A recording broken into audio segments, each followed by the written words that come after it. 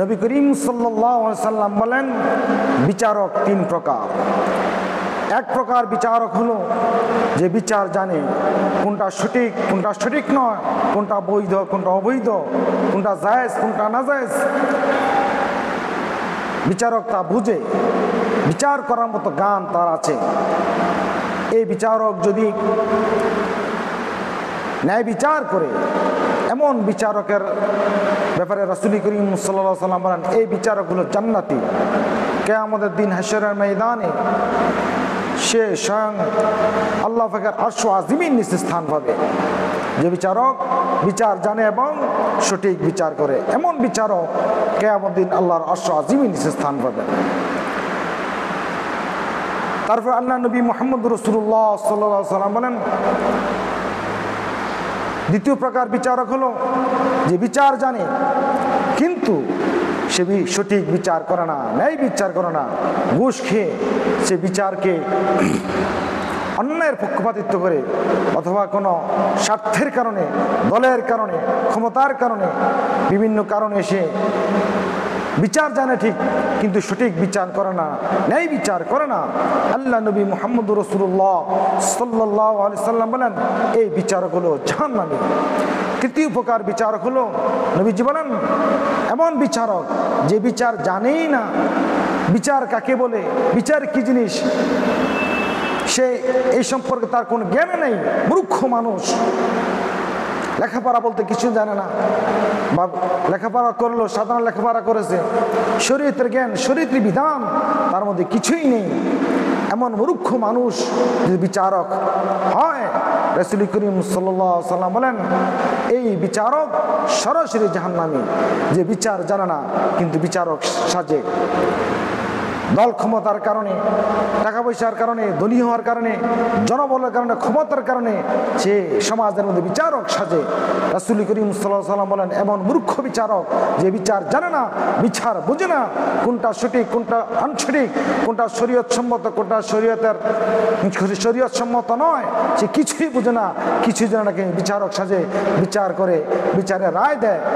যার রায়টা শরীয়ত বিরোধী হয় অথবা শরীয়তের পক্ষ যদি হয়, কিন্তু সে মূর্খ বিচারক হওয়ার কারণে রাসূল করিম সাল্লাল্লাহু আলাইহি সাল্লাম বলেন, সে জাহান্নামী।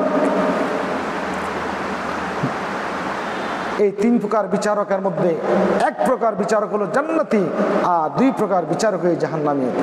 আজ পৃথিবীর বুকে এই দুই প্রকার বিচারকেই বেশি ভাগ দেখা যাচ্ছে। আজ পৃথিবীর বুকে সবচেয়ে যে জিনিসটার অভাব, সেটা হলো ন্যায় বিচার, ন্যায় ইনসাফ পৃথিবীর বুকে নাই। যতদিন পর্যন্ত না এই পৃথিবীর বুকে ন্যায় বিচার, ন্যায় ইনসাফ প্রতিষ্ঠিত না হবে, ততদিন পর্যন্ত এই পৃথিবীর সুখ শান্তির আশা করা যায় না।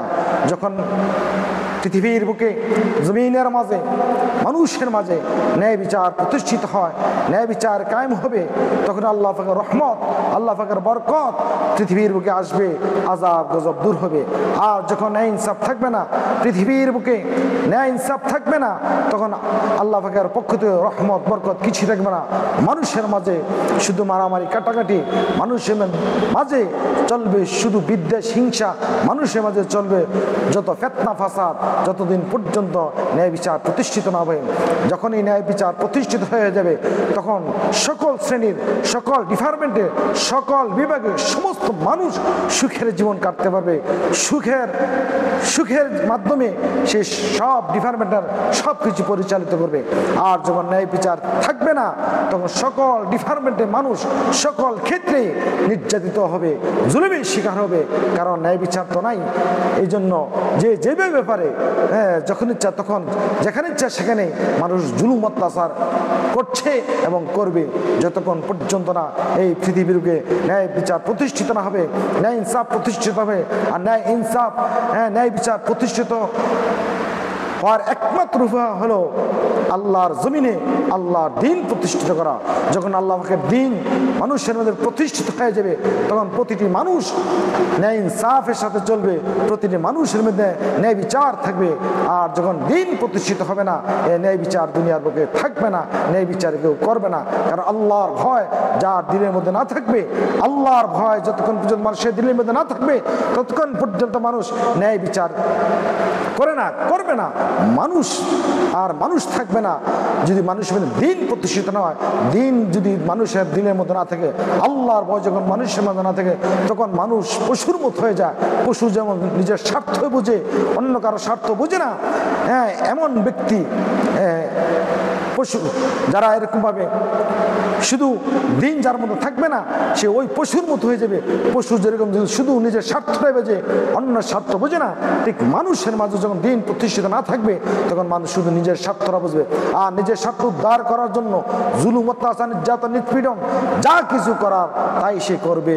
এই জন্য আমাদের উচিত আল্লাহর জমিনে আল্লাহর দিন প্রতিষ্ঠিত করা। আল্লাহর দিন যখন প্রতিষ্ঠিত হয়ে যাবে, তখন ইনশাআল্লাহ সকলের মাঝে ন্যায় বিচার প্রতিষ্ঠিত হবে, ন্যায় ইনসাফ প্রতিষ্ঠিত হবে। তখন এই সকল মানুষ সুখের জীবন কাটতে পারবে, দুনিয়ার জীবন সুখের হবে, মরণকালে সুখের জীবন হবে, কবরের জীবন সুখের হবে, হাসরের ময়দানে সুখের জীবন হবে, চির সুখের জান্নাত সে চিরদিনের জন্য একদিন সে পেয়ে যাবে। এই জন্য আমাদের সকলের উচিত আল্লাহর দ্বীন প্রতিষ্ঠিত করা, ন্যায় বিচার প্রতিষ্ঠিত করা। তখনই আমরা সুখের আশা করতে পারি, অন্যথায় আমরা সুখের আশা করতে পারি না।